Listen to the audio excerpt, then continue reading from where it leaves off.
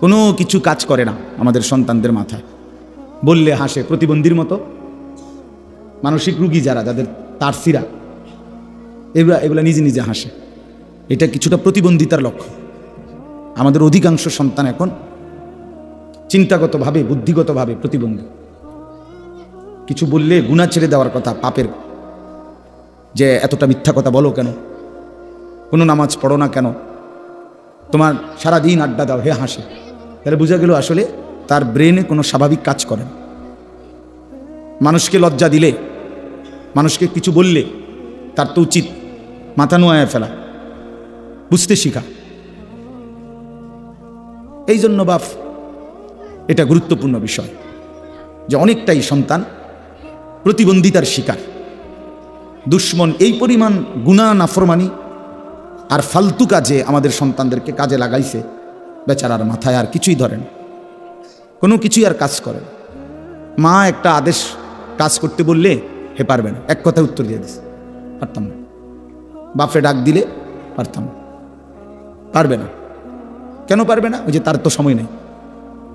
তাহলে এইটার কিন্তু একটা সময় চরম মূল্য দিতে হবে, চরম মূল্য দিতে হবে, চরম খেসারত দিতে হবে। আমার একজন আত্মীয় আছে, আপনজন, উনির মনে আছে, উনি অনেক সময় আমার ঘরে দেখলে জড়াইয়া ধরে অনেক সময় কাঁদে, ভাই আমার আব্বা কত হাজারবার যে লক্ষবার যে কইছিল, ফুট তুই একটু পর দিন শিখ। আমি কোনো গুরুত্ব দিছিলাম না। এখন আমি খেতে কাজ করি আর গরুরে ঘাস খাইটা খাওয়াই। সংসারে যে গরু পালে, গাভী পালে, তোদেরকে দেখি আফসুস করে আর কি, যে আমরা একই বাড়িতে বড় হইলাম, একসাথে বড় হইলাম, সেদিন হয়তো তোরা বাবের কথা শুনছিলি, আমি শুনি নাই, আমার আপনজন। তো এই জন্য বললাম ভাই, আসলে অচিরেই দুনিয়াতেও আফসুস করো।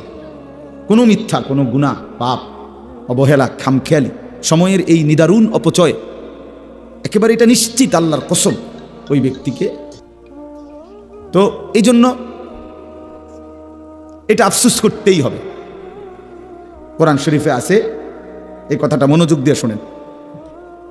কোরআন শরীফ আছে একেবারে প্রত্যেকটা পাপী, নাফরমান, আমি কিংবা আপনি, ছেলেরা তোমরা কিংবা বাবারা, কোরআন শরীফ আছে প্রত্যেকটা পাপী, নাফরমান হাসরের ময়দানে একটা শব্দ বারবার বলবে। সেটা কি?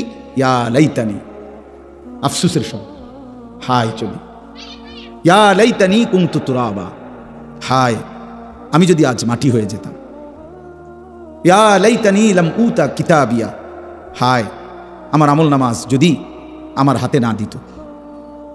ইয়া লাইতাহা কানাতিল কাদিয়া, হায় আজ যদি আমার মৃত্যু হয়ে যেত।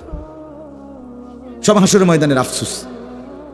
ইয়া লাইতানি ইত্তাখাযতু মা'আর রাসূলি সাবিলা, হায় যদি আমি রাসূলের পথ ধরতাম।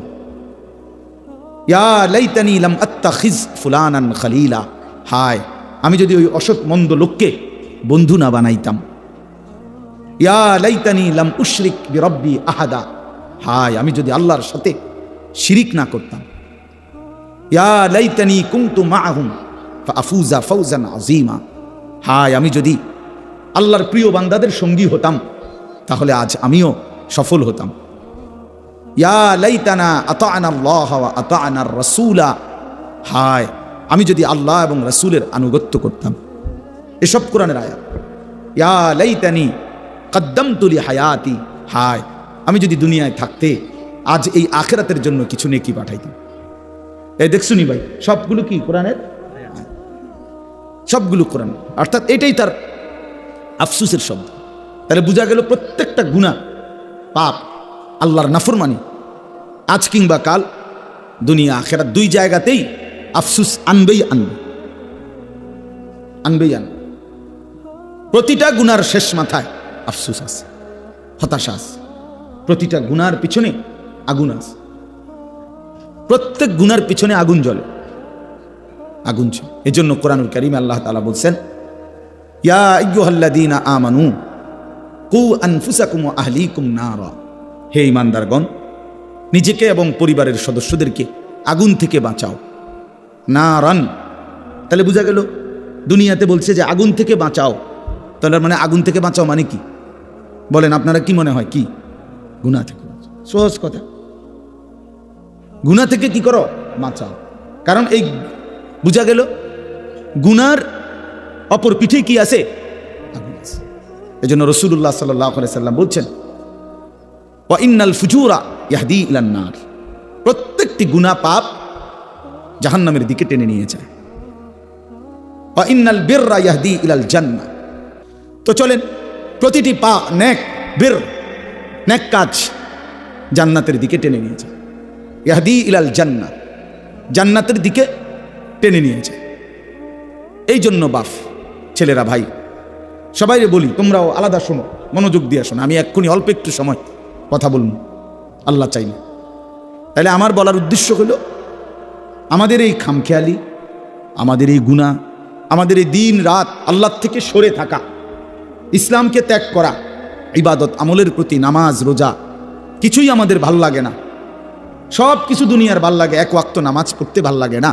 তো এইটাই তো জাহান্নামের পরিণতি, আগুনের পরিণতি, এটাই তো গুনাহের পরিণতি। তো এই জন্য বললাম বাপ, আফসুস আনবেই আনবে, আমারও আপনার আনবে। থেকে যে বিরত থাকে সেই আল্লাহকে ভয় করে। এই জন্য আল্লাহকে ভয় করে এ কথার মানে কি? গুনার থেকে বিরত থাকে। গুনার থেকে বিরত থাকে এ কথার ফলাফল কি? আল্লাহকে ভয় করে। এই কাগজের এই পিঠ ও পিঠ, কাগজের এই পিঠ তো এই পিঠ, এই পিঠ তো এই পিঠ, এটা আলাদা করা যায় না। মানে ধরেন এই পৃষ্ঠাটার মধ্যে তো কোনো লেখা নাই, আছে তো এটা হালাই দেন, এটা তো কাম নাই। কাম হলে তো আমার এই পৃষ্ঠাটা আনা, এটার মধ্যে লেখা আছে, এটা কেমনে ফেলাইবেন? বোঝেন নাই? এই লেখা টিকায় রাখতে হইলে কি করতে হইবে? এটা নাহলে আলাদা করবো কি দিয়া? ওটা তো দুই পার্টও আলাদা। ঠিক এরকম আল্লাহকে ভয় করে তো গুনার থেকে বিরত থাকে, গুনার থেকে বিরত থাকে তো আল্লাহকে ভয় করে। তো এই পিঠে যদি লেখেন আল্লাহর ভয়, তো ওই পিঠে পাইবেন গুনাহ থেকে বিরত থাকে। এতে পিঠে যদি দেখেন গুনাহ থেকে বিরত থাকে, তো ওই পিঠ উল্টাইলে দেখবেন আল্লাহকে ভয়, আল্লাহকে ভয় করে। অভিভাবক বলতে বাবা মা, বড় ভাই, চাচা, জ্যাঠা, দাদা, এরাই অভিভাবক, তার মাথার উপরে ছায়া। এখন সেই আপন মানুষগুলোই যদি বাচ্চাটার চরিত্র, আখলাক, চলাফেরা নষ্ট করে দেয়, তো এর চাইতে বড় জুলুম আর কি হইতে পারে? আপনজন যদি নিজের সন্তান, নিজের ভাই নষ্ট করে দেয়, তার চাইতে বড় অপরাধ আর কি বলে? এর চাইতে বড় জুলুম আর কি হইতে পারে? এতটা ছোট বাচ্চা, এই বাচ্চা তার হাতে এই বড় মোবাইলটা তুলে দেওয়ার এতটুকু আকল, দিমাগ, এতটুকু বিবেক যদি না থাকে, তো আমাদের সমাজ টিকবে কিভাবে বলে? ছোট ছোট বাচ্চা যদি সবাই যদি দিন রাত এই গুনার মধ্যেই লিপ্ত থাকে, তো আমাদের আগামী প্রজন্ম, আগামী জেনারেশন আলোকিত মানুষ হবে কিভাবে? চরিত্রবান হবে কিভাবে? 3 বছরের বাচ্চাও যদি মোবাইল ছাড়া না ঘুমায়, ভাত খাইতে না চায়, তো আমাদের ভবিষ্যৎ কি? আগামী সম্ভাবনাটা কি আমাদের বলে? এই জন্য আসলে এটা জুলুম। কমপক্ষে অপ্রাপ্তবয়স্ক বাচ্চার হাতে যেই বাপ, ভাই, আত্মীয় স্বজন এই বড় মোবাইল তুলে দেয়, আপনি তার উপরে জুলুম করলেন, নিজে অনেক বড় ক্ষতি করলেন। রাসূলুল্লাহ সাল্লাল্লাহু আলাইহি ওয়াসাল্লাম বলছেন, কুল্লু মাউলুদিন ইউলাদু আলাল ফিতরা, প্রতিটি মানব সন্তান ইসলাম মানার, আল্লাহকে মানার পুরা যোগ্যতা নিয়ে এই পৃথিবীতে ভূমিষ্ঠ হয়। ফাআবাওয়াহু ইউহাব্বিদানিহি আও ইউনাসসিরানিহি আও ইউমাজ্জিসানিহি, অতঃপর মা বাবা, এখানে ব্যাখ্যার মধ্যে আছে অভিভাবক, মা বাবা সহ অভিভাবক ওই সন্তানটিকে, ওই মানব ভূমিষ্ঠ বাচ্চাটিকে ধীরে ধীরে ইয়াহুদি বানিয়ে দেয়, অথবা খ্রিস্টান বানিয়ে দেয়, অথবা অগ্নিপূজক বানিয়ে দেয়। তাহলে অভিভাবক নষ্ট করে দেয়। আল্লাহ নবী সাল্লাল্লাহু আলাইহি সাল্লাম বলছেন, আর রাজুলু আলা দীন খলিলিহি, মানুষ যাকে সঙ্গী বানায় তার দ্বারা মানুষ প্রভাবিত হয়। যে যার সাথে উঠা বসা করে, চলাফেরা করে, কিছু সময়ের ব্যবধানে তার প্রভাব তার মধ্যে আসে। তাই জন্য এটাই যদি আপন হয় মোবাইলটা, তো তার মধ্যে খামখেয়ালি, খাহেসাত, নফসের পূজা, মনের চাহিদার যথেচ্ছ অনুসরণ, এটাই তার মধ্যে আসবে। একটা পর্যায়ে বাচ্চা এখনই সমস্ত ছেলে পেলে মা বাবা, পরিবার, ধর্ম, আখেরাত কিছুর সাথে কোনো বন্ধন নাই। অধিকাংশ সন্তানের জীবনটা শুধুই মোবাইল কেন্দ্রিক, বন্ধুবান্ধবদের আড্ডা আর এই মোবাইল দেখা, এই এক জীবনের উপরে 12, 14, 16, 18 ঘন্টা হায়াতের শেষ। তো এই ছেলেটা বুঝতেও চাচ্ছে না যে অধীর ভবিষ্যতে তার কি হবে। এই সময়গুলো, এই হায়াতের এই লম্বা টাইম আর তো ফিরবে না। কোনো ঘন্টা, কোনো মিনিট, কোনো সেকেন্ড পৃথিবীতে আর নতুন করে দ্বিতীয়বার আসে না। নতুনটা তো নতুন সময়, এটা তো আর আসে না। মনে করেন 23শে নভেম্বর 2024, এটা আর কোনোদিন হবে না। আগামী বছর 23শে নভেম্বর হবে, তো সেটা তো 2025 সাল। শনিবার আর এই শনিবার আর হবে না, আগামী শনিবার আসবে, কিন্তু সেটা তো 23 তারিখ না, সেটা তো হবে 30 তারিখ। তাইলে প্রতি ঘন্টা, মিনিট, সেকেন্ড একবারই আসে। কোরআন শরীফে আছে, বারবার একটা কথা আছে কোরআন শরীফে, মৃত্যুর সময় থেকে শুরু করে জাহান্নামে পর্যন্ত প্রত্যেকটি পাপী নাফরমান আল্লাহর কাছে মৃত্যুর সময়, কবরে, হাসরের মাঠে এবং জাহান্নাম বারবার আল্লাহর কাছে একটা জিনিস চাইবে। সেটা হলো, আল্লাহ আমার দুনিয়ার জীবনে কিছু সময়ের জন্য ফেরত দেন, একটু সময়। কোরআন শরীফের বহু আয়াত আছে, হাত্তা ইযা জাআ আহাদাহুমুল মাউতু ক্বালা রাব্বিরজিউন। আল্লাহ তাআলা বলেন, যখন নাফরমানের মৃত্যুর সময় হয়, মালাকুল মউত আজরাইল দেখে, তখন সে বলে, আল্লাহ কিছু সময়ের জন্য দুনিয়ায় থাকতে দেন। কোরআন শরীফে আছে, ওয়া আনযিরিন নাসা ইয়াওমা ইয়াতিহিমুল আযাবু ইয়াওমাল কিয়ামা ফায়াকুলুল লাযীনা যালামু রব্বানা আখিরনা ইলা আজালিন করিব।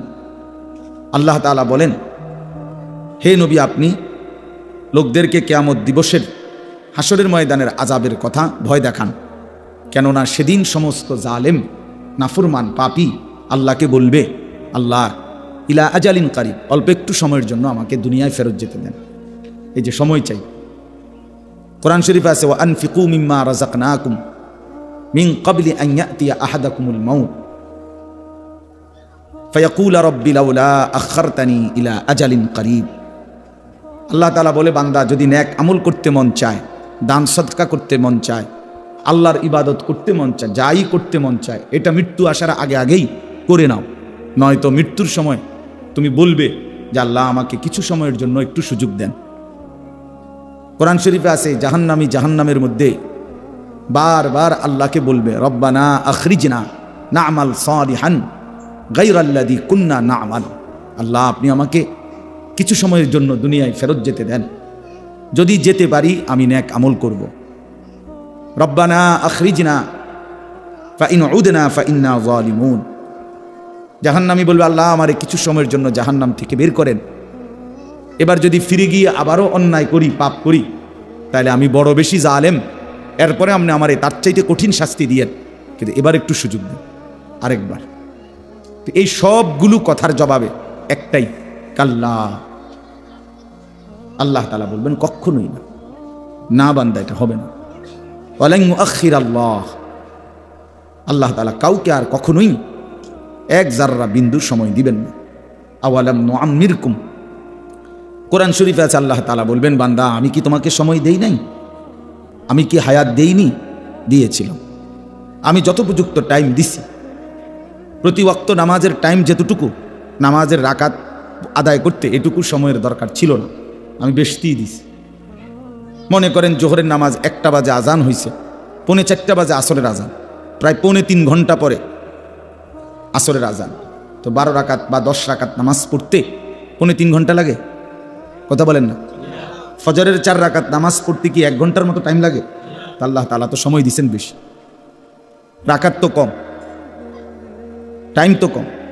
আসর থেকে মাগরিব প্রায় 1.5 ঘন্টা, 1.5 ঘন্টা। তো এই টাইমটা 4 রাকাত আসরের নামাজ পড়তে কি এতটা টাইম দরকার ছিল? ছিল। এই জন্য বললাম, আমার ভাই ছেলেরা, তোমরা যারা মোবাইল হাতে, এটা নামায় ফেলো, সবাই মোবাইল নামাইয়া এমনি শুনো, ভালো হবে, ভালো হবে। কোরআন শরীফে আছে, আরে হাদিসে আছে, আল্লাহ নবী সাল্লাল্লাহু আলাইহি ওয়াসাল্লাম বলছেন, আল্লাহর নেক বান্দারা যখন জান্নাতে যাবে, জান্নাতে কোনো দুঃখ নাই, আফসোস নাই, কোনো রকমের সামান্য কোনো বিরক্তি ক্লান্তি কিচ্ছু নাই। লা ইয়ামাসসুহুম ফিহা নাসাবুন ওয়া মা হুম মিনহা বিমুখরাজিন। আল্লাহ বলে জান্নাতি বান্দা কোনো ক্লান্তি স্পর্শ করবে না এবং জান্নাত থেকে তাকে কখনোই বের করা হবে না। তাহলে জান্নাতে কোনো আফসোস থাকবে না। কিন্তু এরপরেও নবীজি বলছেন সাল্লাল্লাহু আলাইহি ওয়াসাল্লাম যে জান্নাতি বান্দার একটা আফসোস থাকবে। জান্নাতে যাওয়ার পরেও জান্নাতি বান্দা একটি আফসোস করবে। কি সেই আফসোস? আফসোস করবে, হায় দুনিয়ায় যেই সময়গুলো আল্লাহর জিকির, আল্লাহর স্মরণ, আল্লাহর ইবাদতে কাটাই নাই, ওই সময়গুলোর জন্য আফসোস করবে। সেই সময়গুলো যদি আল্লাহর ইবাদতে কাটাইতাম তাহলে আজকে আমার জান্নাত আরো উঁচা হইত, আরো উপরে উঠতে পারতাম। এই আফসোস, সময়ের অপচয়, এটার জন্য জান্নাতে গিয়েও কি হবে? হায়াতের অপচয়, জীবনের অপচয়। এটা সাংঘাতিক ব্যাপার। হাসরের ময়দানে বান্দার প্রতি আল্লাহর প্রথম প্রশ্ন, আন উমরিহি ফিমা আফনাহু। বান্দা বলো, আমার দেওয়া হায়াত কোথায় শেষ করেছ? এই প্রথম প্রশ্ন। দ্বিতীয় প্রশ্ন আবার বলো, ও আন শাবাবিহি ফিমা আবলাহু। আলাদাভাবে আবার বলো, শুধু যৌবন কালটা কোথায় খরচ করছ? একবার বলবে পুরা হায়াত, সেটা কোথায় শেষ করেছ। আবার বলবে যে পৃথকভাবে আবার বলো যে প্রাপ্তবয়স্ক বালেগ হওয়ার পর থেকে 40 বছর 45 বছর পর্যন্ত এই যে যৌবন কাল, এইটা কোথায় ব্যয় করছে? তার মানে কিসের প্রশ্ন? হায়াতের। এই সময় কোথায় শেষ করছিলা বান্দা? এটা বলো, এটা বলো। কোরআন শরীফে আছে, আল্লাহ তাআলা বলেন, সুম্মা লাতুসআলুন্না ইয়াওমাইদিন আনিন নাঈম। আল্লাহ তাআলা প্রত্যেককে আল্লাহর দেওয়া প্রতিটি নিয়ামত সম্পর্কে অবশ্যই অবশ্যই জিজ্ঞেস করবেন, জিজ্ঞেস করবেন। লাতুসআলুন্না আরবি ভাষায় লামে তাকিদ বা নুনে তাকিদের সিগা, মানে অবশ্যই অবশ্যই জিজ্ঞেস করবেন। ফাওয়ারাব্বিকা লানাসআলান্নাহুম আজমাইন। আল্লাহ বলেন, কসম বান্দা, আমি আমার কসম করছি। আল্লাহ নিজের কসম করে বলছে। আল্লাহ বলেন, আমি আমার নিজের কসম করে বললাম, তোমাদের সকলকেই আমি আল্লাহ জিজ্ঞেস করব। ফাওয়ারাব্বিকা লানাসআলান্নাহুম আজমাইন আম্মা কানু ইয়ামালুন। যা কিছু তুমি জীবনে করেছিলে আমি জিজ্ঞেস করব। ওয়াকিফুহুম ইন্নাহুম মাসউলুন। কোরআন শরীফে আছে, আল্লাহ ফেরেশতাদেরকে হাসরের ময়দানে বলবে, আমার প্রতিটি বান্দাকে দাঁড় করাও, এখন তাদেরকে একজন একজন করে জিজ্ঞেস করা হবে। প্রিয় বন্ধু আমার, এটা মনে রাখার বিষয়, আমাকেও আপনাকেও জিজ্ঞেস করা হবে। হায়াতের এই সময়গুলো, রাত দিন, এই ঘন্টা, এই মিনিট, এই সেকেন্ড, এই বন্ধুদের আড্ডা, মদের আড্ডা, জুয়ার আড্ডা, মোবাইলের আড্ডা, নারীর আড্ডা, অশ্লীলতা, বেহায়াপনা, অসভ্যতা, নোংরামি, নাচ গান, গল্প গুজব, গান বাদ্য, এই মিনিট, এই সেকেন্ড, এই সময় আল্লাহর কাছে জবাব দিতে হবে, জবাব দিতে হবে। হাসতে হাসতে ছেলেরা নামাজ পড়ে না, শুধু শুধু কোনো কারণ, শরীর স্বাস্থ্য, চোখ নাক কান হাত পাও হাঁটু কোমর কনুই, আপনার কোনো অসুবিধা নেই। গতকাল শুক্রবার ছিল না, গতকালকে আগের দিন রাত্রে থেকে আমার এই হাড্ডিটা এখানের, শুধু এই হাড্ডিটার মধ্যে কি ঘুম থেকে উঠার কারণে নাকি কেউ বলতেছে ঠান্ডার কারণে অথবা বাত ব্যথার, মানে এতটা প্রচণ্ড ব্যথা করে যে সকালবেলা আমি শুক্রবার আমার জুমার নামাজের মসজিদ ঢাকায়, সকালবেলা তো আমি ঘুমাই, আমি মসজিদে গিয়ে পৌঁছছি 4:30 বাজে রাতের, তার 5:40 ফজরের জামাত, ফজরের নামাজ পড়ে আমি শুইছি। কিন্তু এইটার ব্যথায় মানে আমি 11টা পর্যন্ত এই কাতরাইছি, ঘুমাইতে পারছি না, মানে এতটা প্রচণ্ড, মানে নড়লেই ব্যথা করে, মনে যেন ছিঁড়া যাইতেছে ব্যথায়, এমন অবস্থা। তো কিছুই না, শুধু এই হাড্ডিটাতে একটু ব্যথা করে, এতটুকুই, আর কিচ্ছু। কিন্তু আমার 5 ঘন্টার ঘুম কোরবান হয়ে গেছে, আর কোনোভাবেই ঘুমাইতে পারি না, এতটা অস্থিরতা। এখন আমার সাথী দুজন ঘুমাইছে, কিন্তু আমি ঘুমাইতে পারি, এই শুধু এই পাশ চটফট চটফট করছি। তো ভাইয়া, আল্লাহ তাআলা যদি 1 ঘন্টা 1 মিনিটের জন্য সুস্থতা তুলে নেয়, আরাম সরায় নেয়, আল্লাহর কসম পৃথিবীর কোনো নারী ছবি, তোমার মোবাইল আর তোমার বন্ধু কোনো কিছুই তোমার এই সুখ আনতে পারবে না। এই আমার এই কথাটা দোস্ত বুঝতে শিখো, বুঝতে শিখো। প্রতি ঘন্টা প্রতি মিনিট আল্লাহ তাআলা আমাদেরকে সুস্থ রাখতেছেন।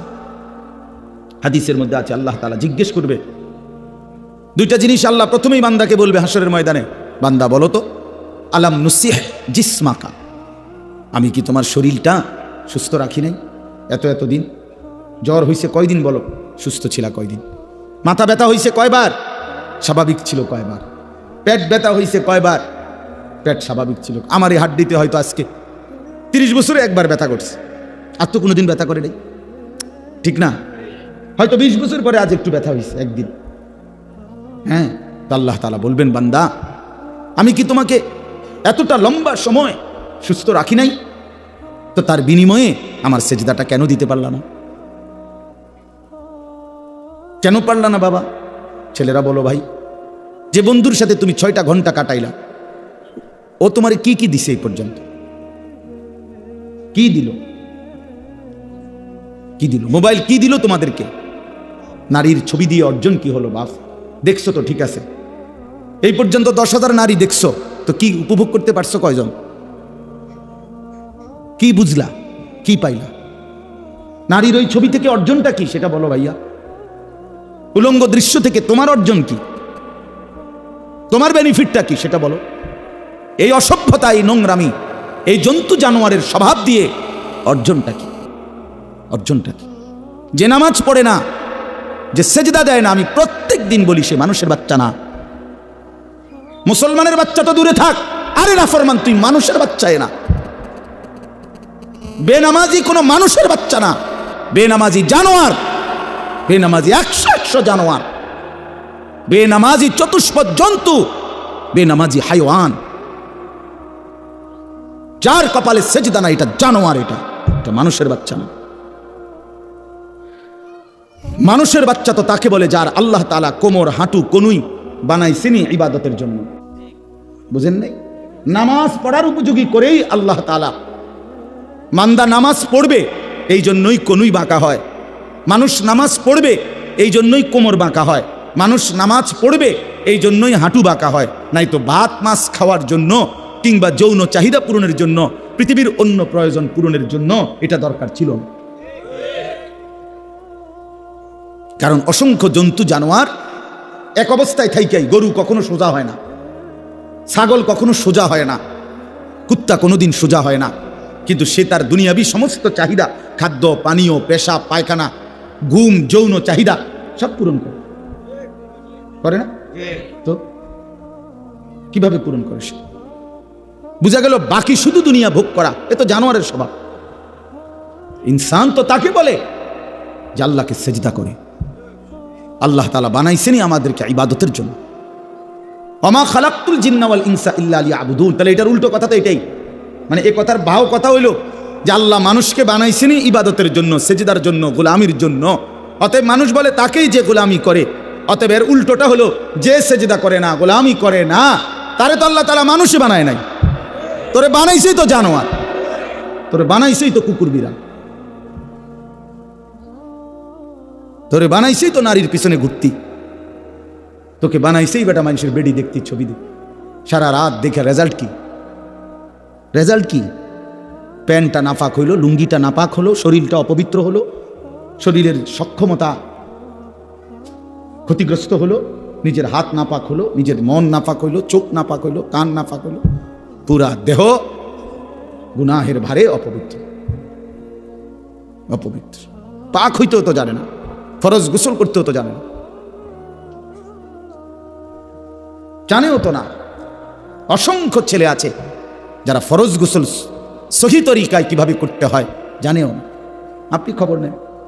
তাহলে এই অপদার্থ তো আজীবন নাপাক।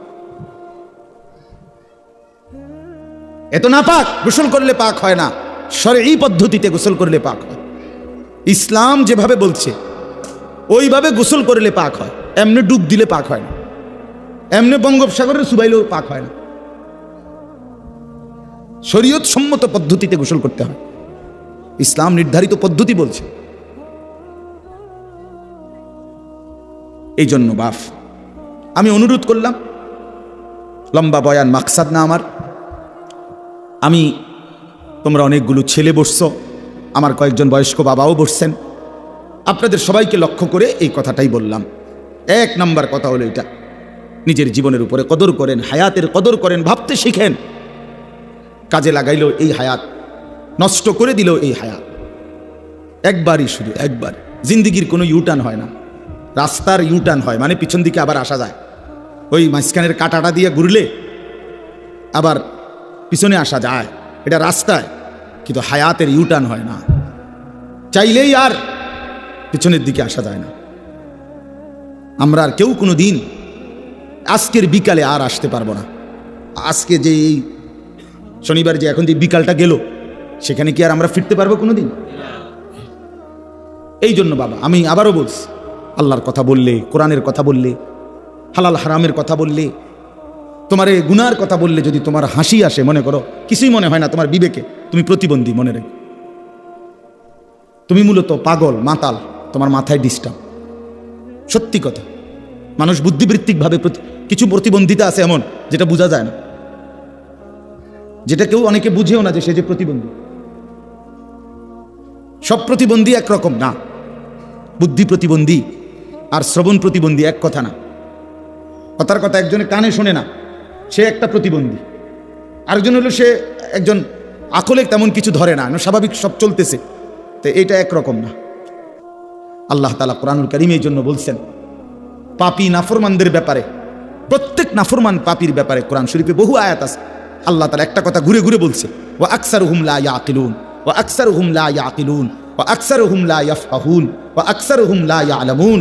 আল্লাহ বলছে নাফরমান অধিকাংশই তারা কিছুই বোঝে না, কিছুই জানে না, কিছুই তাদের আকলে ধরে না।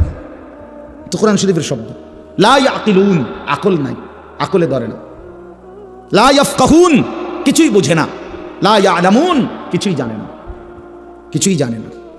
গুনাহ মানুষকে নিস্তব্ধ করে দেয়, গুনাহ মানুষকে অপদার্থ বানিয়ে দেয়, গুনাহ মানুষকে প্রতিবন্ধী বানিয়ে দেয়। একটা পর্যায়ে নাফরমান বেঈমান, আল্লাহ তাআলা কোরআনে বলছে আল্লাহর অবাধ্যতা, কুফর, শিরিক, গুনাহ একদিন মানুষটাকে কেমন বানায়, যে এমন হয়ে যায় যে তার দিল থাকে কিছুই বোঝে না, কান থাকে কিছুই শুনে না, চোখ থাকে কিছুই দেখে না। লাহুম কুলুবুল লা ইয়াফকাহুনা বিহা ওয়া লাহুম আযানুল লা ইয়াসমাউনা বিহা ওয়া লাহুম আ'য়ুনুল লা ইউবসিরুনা বিহা। আর এভাবে আল্লাহ ডাইরেক্ট বলছে উলাইকা কাল আনআম, এটা আর কিছু নয়, শুধুই জানোয়ার। এই জন্য আমি যে একটু আগে বললাম, দোস্ত বেনামাজি তুই জানোয়ার, এটা আল্লাহর কোরআন। বেহায়া তুই জানোয়ার, মূলত চরিত্রহীন সন্তান, চরিত্রহীন নারী, বেপর্দা নারী, বেহায়া নারী, নিজের রূপ আর যৌবন বিক্রি করে রাস্তায় মানুষের সামনে সামনে ফেরি করে, ওই মূলত জানোয়ার ছাড়া আর কিচ্ছু না, ওই হাইওয়ান, মূলত হাইওয়ান। প্রত্যেক পাপীর মধ্যে আকল নাই। গুনাহ মানুষকে মূর্খ বানিয়ে দেয়, আকল শেষ করে দেয়। এজন্য প্রত্যেক পাপী জাহেল। কোরআন শরীফে আছে। হ্যাঁ, একটা চমৎকার উদাহরণ আছে কোরআন শরীফে। ইউসুফ আলাইহিস সালামের 10 ভাই, ওনারে ছোটবেলায় পানির কূপে ফেলে দিছে না, আপনারা জানেন না এটা? তো এরপরে তো কত ঘটনা, কত কিছু হইল না। ইউসুফ আলাইহিস সালামকে আল্লাহ উঠাইলেন, উনি মিশরে গেলেন, জুলাইখার বাড়িতে ছিলেন, জুলাইখা অবৈধ প্রস্তাব দিছেন, উনি উনার শতভাগ চরিত্র হেফাজত করছেন। একটা পর্যায়ে জেলখানায় গেছেন, জেলখানার থেকে বের হইছেন, বের হওয়ার পরে মিশরের অর্থমন্ত্রী হইছেন। এরপরে মিশরে এবং আশেপাশে চতুর্দিকে দুর্ভিক্ষ লাগছে। দুর্ভিক্ষ লাগার পরে উনি বিনা অল্প মূল্যে খাদ্য বিক্রি করতেন ইউসুফ আলাইহিস সালাম মিশরের অর্থ মন্ত্রণালয় থেকে। তো ওই দীর্ঘদিন 40 বছর পরে, বরাবর 40 বছর পরে ওই 10 ভাই এই অভাবে পইরা মিশরে আসছে খাদ্য কিনতে অর্থমন্ত্রীর কাছে। অর্থমন্ত্রী দেখেই চিনছে এরা আমার সেই ভাই। কিন্তু 3 বার আসছে তারা মোট খাবার কিনতে। প্রথমবারেও ইউসুফ আলাইহিস সালাম পরিচয় দেয় নাই, দ্বিতীয়বারেও পরিচয় দেয় নাই, তৃতীয়বারে ইউসুফ আলাইহিস সালামের 10 ভাই যখন খাদ্য কিনতে আসছে, এতটা অভাব ছিল তখন ওনাদের এই 10 জনের, তখন ওনারা এই তৃতীয়বারে আইসা ওই অল্প দাম যেটা সরকারি নির্ধারণ করছে এইটাও ওনাদের কাছে নাই, বুঝেন নাই? এমনি তো রেট কমান নেই, কিন্তু কম দামটাও নাই। মনে করেন 10 ভাই 10 বস্তা খাবার নিবে, এখন 10 বস্তা খাবারের দাম 100 টাকা, কথার কথা। এখন উনাদের কাছে 100 টাকাও নাই, আছে ধরেন 30 টাকা, 40 টাকা, 50 টাকা। শেষবারে, তৃতীয়বারে এই কোরআন শরীফে আছে, তখন তারা 10 ভাই ইউসুফ আলাইহিস সালামের সামনে, ওরা তো চেনে না, তো এইবার তৃতীয়বারে আয়েশা যখন এই টাকাটা দিছে, মূল্য দিয়া বলছে আমরা এটুকু দিলাম, তবে আমাদেরকে আমরা 10 বস্তা পূর্ণ দেন, আমগরে কম দিয়েন না, মাল পুরাই দেন। টাকা তো নাই, তো বাকি টাকাটা আপনি ওয়াতাসাদ্দাক আলাইনা, আমগরে সদকা দেন, ভিক্ষা দেন, আমরা আর নাই। তো কোরআন শরীফ আছে, আল্লাহ তাআলা বলছে, হায় দেখো দুনিয়াবাসী, 10 জনের কি পরিণতি আর একজনের কি পরিণতি। 10 জনে মিলে সিদ্ধান্ত নিছে একজনকে শেষ করে দিতে, একজনের মালিক আল্লাহ সিদ্ধান্ত নিছে 10 জনকে নিচে নামায় দিবে, একজনকে উপরে উঠাই দিবে। সুবহানাল্লাহ। কোরআন শরীফে আছে 10 ভাই মিলে বলছিল, ওই সূরাতে আছে শুরুতে, ওয়া নাহনু উসবা, আমরা 10 জনই তো একটা শক্তি। 10 জন এক থাকলে অসুবিধা কি? বিল্ডিং ঠেললে বাইত নিগাম, বুঝেন নাই? আরেকজনের খাল কাইটা বাইত লইয়া বললাম, অসুবিধা কি? আমরা একটা শক্তি। আল্লাহ বলছে, না বেটা, 10 জন না 10 লক্ষে শক্তি নয়, শক্তি শুধুই আল্লাহর জন্যে। আন্নাল কুওয়াতা লিল্লাহি জামিআ, শক্তি শুধুই আল্লাহ, ক্ষমতা শুধুই কার? আল্লাহ। 16 বছরের জালেম ভেবেছিল আর কারো কোনো ক্ষমতা নাই, একদিন 2:30 বাজে দেখে নিজের কোনো ক্ষমতা নাই। নিজের কি নাই? তখন কিশোর তরুণ যুবক, 16 বছরের আর 18 বছরের নওজোয়ানের কাছেই 16 বছরের সাজানো সংসার ছেড়ে দিয়ে পলাইতে হয়েছে। আমার ছোট মেয়ে গাটি উঠটি লইয়া পলাইতে হয়েছে।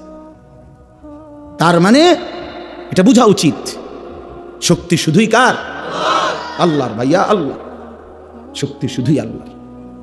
এই ইসরায়েলের একদিন টের পাবে, অচিরেই ইসরায়েলের এই ইহুদি কুত্তারা একদিন দেখবে তাদের কিচ্ছু নাই, ইমানের পতাকা, ইসলামের পতাকা ফিলিস্তিনে পথ করে উঠছে ইনশাআল্লাহ, কোনো সন্দেহ নাই, কোনো সন্দেহ নাই।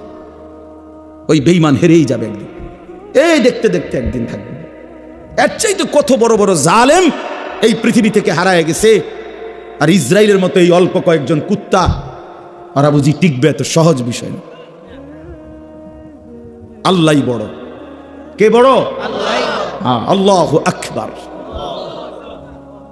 আল্লাহু আকবার, আল্লাহই বড়, আল্লাহই বড়। ওয়ালা যিকরুল্লাহি আকবার, আল্লাহ বলেন আল্লাহর স্মরণ এটাই বড়, আল্লাহই বড়, আল্লাহই বড়, আল্লাহই বড়।